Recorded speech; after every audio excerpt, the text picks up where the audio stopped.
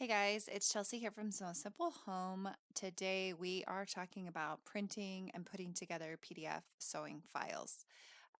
This is something that I get a lot of questions about, so I wanted to put this video together so we could walk through those steps together. The first thing you're going to do is you're going to open up your PDF sewing pattern. So this one here is our swim rash guard and boy shorts. Comes in sizes 2 through 12. Love this pattern. Just sewed it up for my daughter for the summer. Again, she's pretty fair. She's a redhead, and so this is a great pattern for her. Um, every PDF pattern is a little bit different, but they all have a lot of similarities. So I'm just going to kind of walk you through it. There's usually a title page here. There's info on measuring, materials you need, the fabric you need. There's a cutting chart. Most will have some guidelines for you and how to print the pattern. Now this is different from designer to designer, but I like to, in mine, give you a guide on what page numbers that you need to print. But it's always good to check because sometimes I do make mistakes. But in this pattern, we have the shorts, we have the sleeve, and then we have the front and the back of the raglan. And then next is a tutorial that walks you through everything. And then finally, the last pages are typically the printable pattern. So PDF patterns are different because they're set on kind of a grid. Let me reduce this here a little bit. So you can see when I'm looking at this, I'm kind of like, what the heck is going on? There's a piece of the pattern here, a piece of the pattern here. The whole point is that we're putting these pieces, we're printing them out and we're putting them together to create the final large finished pattern. So you'll be printing on this particular pattern, I believe it's 11 pages that you print and put together. Now, some people don't like that. They're like, that's a waste of paper. But when you think about a pattern that you buy from the store, it's the same thing. You're getting this giant piece of paper and you're cutting it out. So one thing that I do suggest is you create like a um, you print this out one time and then you use that as your template. So you can put a piece of um, butcher paper or parchment paper over the top or tissue paper, and you can trace specifically the size that you want, and then you're not having to print the pattern every time if you feel like you're wasting paper. But I'm going to show you a trick on something that I do later when we go through the actual cutting out of the pattern. Okay, so the first thing we're going to do is we're going to print this. So I'm going to open up my print box here, my navigation box. I know for this particular pattern that the pattern pieces are pages 10 through 22. And so it's going to pop up here on my dialog box here. And it's going to show me the pages. Now, it's up to you, depending on how you like to print, if you want to print in grayscale or if you want it to print in color. This might depend on the designer. I try to have every size a different color, as well as a box that shows you what the different cut lines look like, so you're not accidentally cutting the wrong size. And the other thing that you want to look for is your measurement box. And we're going to talk about that a little bit later. But this is important. So I always suggest you do a test page before you print out the, 11 or 22 or 57 or whatever pages for a specific pattern. Kids patterns don't have quite as many pages usually that you have to print, but adult patterns can get up into the 30 and 40s in pages. So I would find wherever this measuring box is and print that page first. So instead of going 10 through 22, I would just print page 10, and then I can measure that box so I don't have a problem. Okay. Now, once I've done that and I've made sure my box is correct and everything's going to look good, then I can print all the pages. And you can preview them on the side. I was kind of showing you that before. Most printing programs will give you some type of preview. Now, personally, for my computer, I have the best success when I choose custom scale. So I think most printers are like default on fit and they want it to fit to page. And you can see over here that actually reduces the sizing for this pattern. And our patterns are made for A4 paper and 8.5 by 11 paper, but if you don't print it right, it won't come out right. So having this huge margin here is not what you want. That's bad. If you shrink it, you're going to have kind of a similar thing. If you say actual size, it's a little bit closer to what you want, but I almost always go with custom and customize it to 100%, and I'm almost always happy with the result. Now this can change from printer to printer. So again, this box is super important that you test it before you print out all of the pages, because I can't tell you how many people will email me and they're really upset with me saying, well, I printed all these pages, it's a total waste. Well, that's not my fault, because I don't have your computer and I don't have your printer. It prints just fine for me when I change my settings. Hey, so it's you can't really blame the designer, or you can't blame somebody for it not printing right. That's something that you have to figure out for your own printer, and it might take a few tries, and that's fine. There's nothing wrong with that.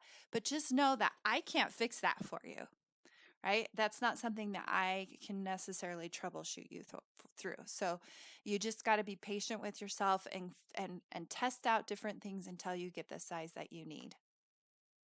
All right, once you have that all figured out, then you can press print, send it to your computer, and then we will go and I will show you how you're going to put your PDF pattern together. And then I'm going to show you how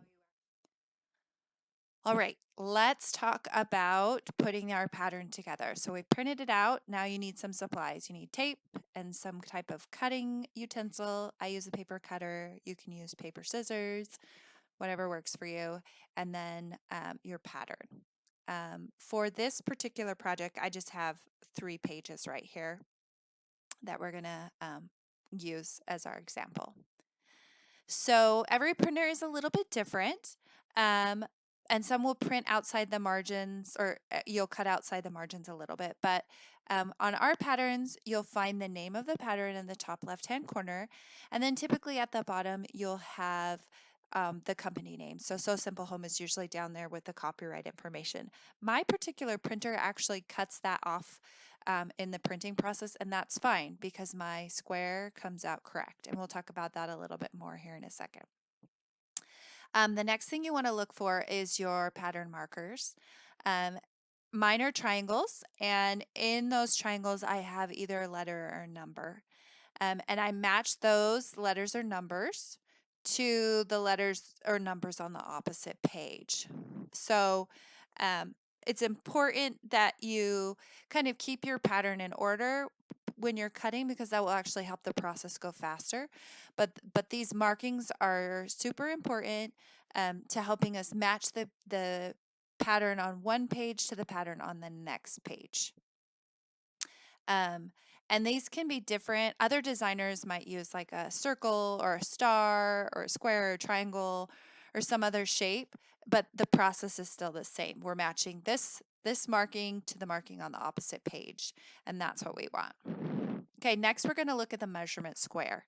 And we talked about this in the video on printing. We want this square to come out to be exactly the measurements that are in the box. So this is a 2 by 2 inch square. And so we're actually going to measure it and make sure that it's 2 inches by 2 inches. Now this is important. If it comes out to be 1 inch and 7/8, it's a little too small, it's not okay. If it comes out to be 2 inches and a quarter, too big, it's not okay. You want it to be 2 by 2 inches. Otherwise, those small measure discrepancies will make it so that the pattern is either too big or too small for whatever size you're trying to make. On some patterns, it's going to make a bigger difference than others, but as long as you have that, it's an important piece. The pattern will also include a cut line box, and this shows you what size and what the actual line looks like when you're cutting. So that helps you whether you print in color or in black and white. That's just kind of an important piece to it. All of our patterns include the seam allowance. I get this question a lot. It's already included in the pattern. You don't have to add it. That's 3/8 of an inch for children's patterns, 5/8 of an inch for adults. And then for any quilting or home decor projects, which we have quite a few of, it's an inch and or a quarter of an inch, excuse me. So those are already included. You don't have to add those in, which is a big help, especially in sewing clothes.